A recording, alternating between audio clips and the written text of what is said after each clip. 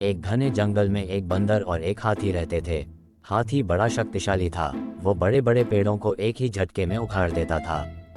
बंदर काफी दुबला पतला, लेकिन वो बड़ा ही फुर्तीला और तेज था।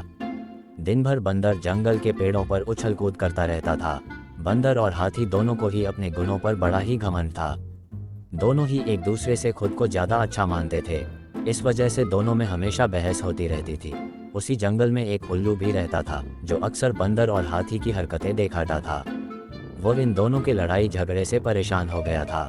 एक दिन उस उल्लू ने उन दोनों से कहा, जिस तरह तुम दोनों लड़ते हो, इससे कोई फैसला नहीं होने वाला है। तुम दोनों एक प्रतियोगिता के जरिए आसानी से यह फैसला कर सकते हो कि तुम दोनों में से सबसे शक्तिशाली कौन है। बंदर और हाथी दोनों को उल्लू की बात अच्छी लगी। दोनों ने फिर एक साथ पूछा, इस प्रतियोगिता में क्या करना होगा। उल्लू ने कहा, इस जंगल को पार करने पर एक दूसरा जंगल आता है, जहाँ पर एक काफी पुराना पेड़ है, जिस पर एक सोने का फल लगा हुआ है। तुम दोनों में से उस सोने के फल को जो पहले लाएगा, उसे ही इस प्रतियोगिता का विजेता बनेगा और असल मायनों में सबसे शक्तिशाली कहलाएगा। उल्लू की बात सुनते ही बंदर और हाथी बिना कुछ सोचे समझे दूसरे जंगल की तरफ निकले। बंदर ने अपनी फुर्ती दिखानी शुरू की। वो एक ही छलांग में एक पेड़ से दूसरे पेड़ तक पहुंच जाता। वहीं हाथी तेजी से दौड़ने लगा और रास्ते में आने वाली हर चीज को अपने मजबूत सूंड से उखाड़ फेंकता। थोड़ी ही देर में हाथी और बंदर उस जंगल से बाहर निकल गए। इस जंगल से दूसरे जंगल के बीच के रास्ते में एक नदी बहती थी। उसे पार करने के बाद ही दूसरे जंगल में पहुंचा जा सकता था। बंदर ने फिर से अपनी फुर्ती दिखाई और झट से वह नदी में कूद गया, लेकिन पानी की लहर काफी तेज थी, तो बंदर नदी में बहने लगा। बंदर को नदी में बहते हुए देखकर हाथी ने तुरंत अपनी सूंड से उसे पकड़कर पानी के बाहर निकाल दिया। हाथी के इस व्यवहार को देखकर बंदर काफी हैरान हुआ। उसने विनम्र होकर हाथी को अपनी जान बचाने के लिए धन्यवाद कहा और अपनी हार मानते हुए हाथी को ही आगे का सफर तय करने के लिए कहा। बंदर की इस बात को सुनकर हाथी ने कहा, मैं नदी पार कर सकता हूँ, तुम भी मेरी पीठ पर बैठकर इसे पार कर लो। बंदर हाथी की बात मान गया और वह हाथी के पीठ पर बैठ गया।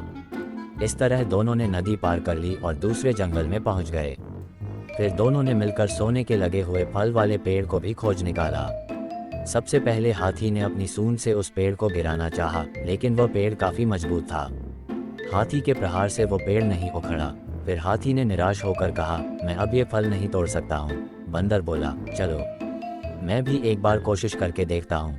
बंदर फुर्ती से उस पेड़ पर चलने लगा और उस डाली पर पहुंच गया जहां पर सोने का फल लगा हुआ था। उसने वो फल तोड़ लिया और पेड़ के नीचे उतर गया।